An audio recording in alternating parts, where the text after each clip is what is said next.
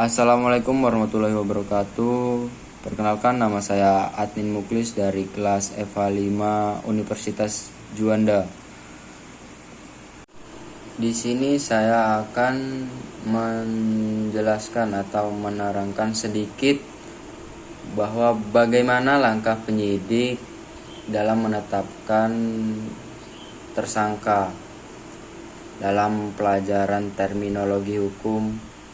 Baik, dimulai saja dari awal. Bagaimana langkah penyidik menetapkan tersangka?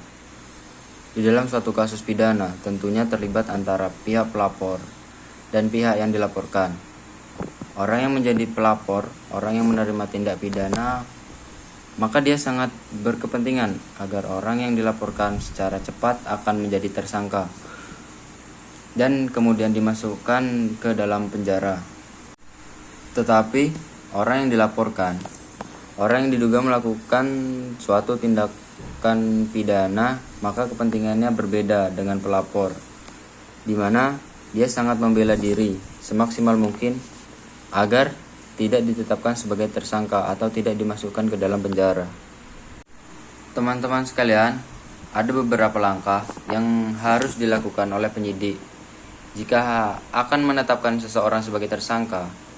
Sebelum kita membahas terlalu jauh, maka kita harus mengerti apa sebenarnya makna dari tersangka.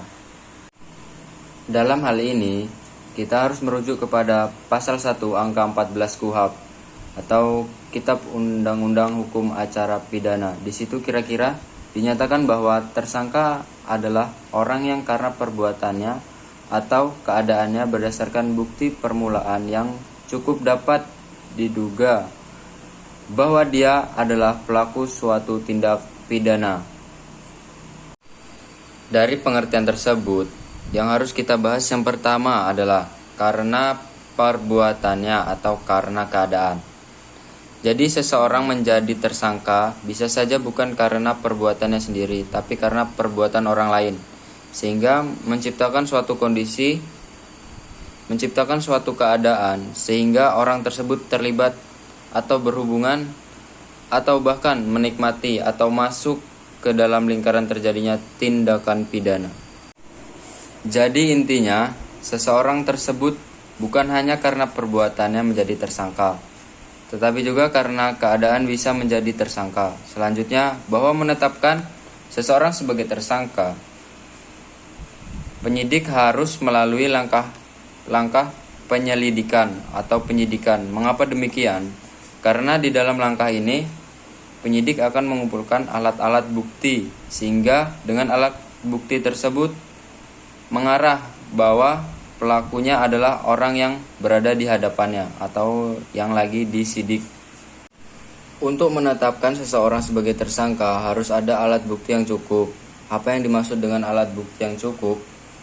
Ini bahwa sebenarnya di dalam Kitab Undang-Undang Hukum Acara Pidana atau KUHP tidak dinyatakan dengan detail apa yang dimaksud bukti permulaan yang cukup, tetapi di dalam peradilan hukum pidana sebelum terbitnya putusan Mahkamah Konstitusi bahwa praktisi-praktisi hukum, penegak-penegak hukum memaknainya dengan menarik dari pasal 183, dinyatakan bahwa hakim tidak boleh mempidana seseorang kecuali dengan sekurang-kurangnya 2 alat bukti. Dia memperoleh keyakinan bahwa seseorang adalah sebagai pelaku tindak pidana.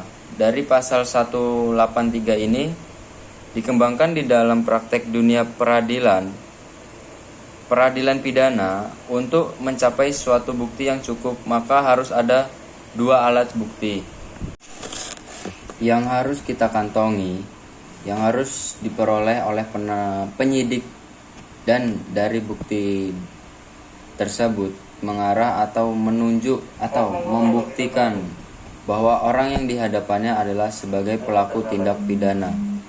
Kemudian dalam perkembangannya, untuk memaknai alat bukti yang cukup ini, terbit atau ada dilakukan uji material ke Mahkamah Konstitusi. Mahkamah Konstitusi kemudian memberikan pemaknaan apa yang dimaksud dengan bukti yang cukup, apa yang dimaksud dengan bukti permulaan yang cukup. Dalam putusannya nomor 21 tahun 2015 menyatakan bahwa bukti yang cukup yakni harus minimal ada 2 alat bukti.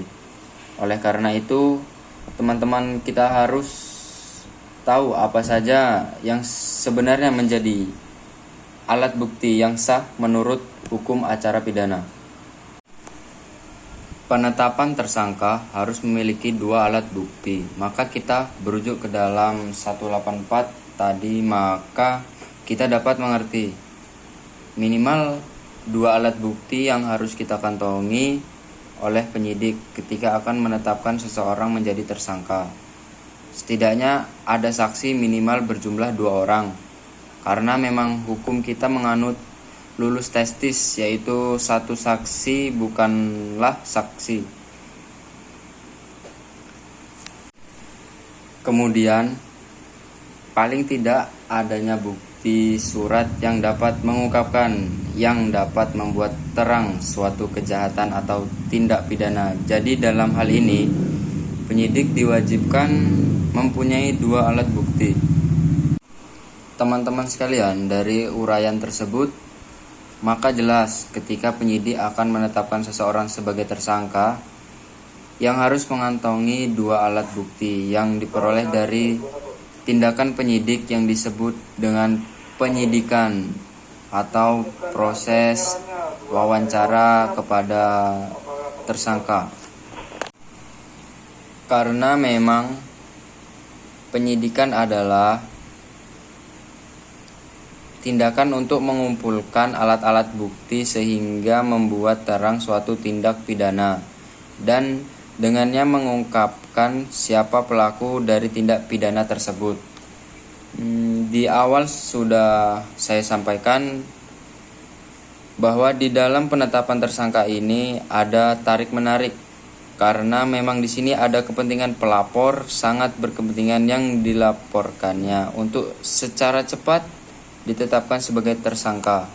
Sementara terlapor atau tersangka ini tidak ingin dirinya menjadi tersangka. Oleh karena itu, masing-masing akan mengatur strategi bagaimana cara menyerang atau cara bertahan. Tentunya harus paham, harus dapat mengerti apa yang dibutuhkan, pasal apa yang dituduhkan kepadanya, sehingga dia dapat melakukan pembelaan secara tepat. Karena memang di samping untuk menetapkan seseorang sebagai tersangka, maka unsur-unsur pasal yang dituduhkan kepada terlapor ini dapat terbuka atau dapat terungkap bahwa memang benar tindak pidana itu terjadi dan terlaporlah sebagai pelakunya.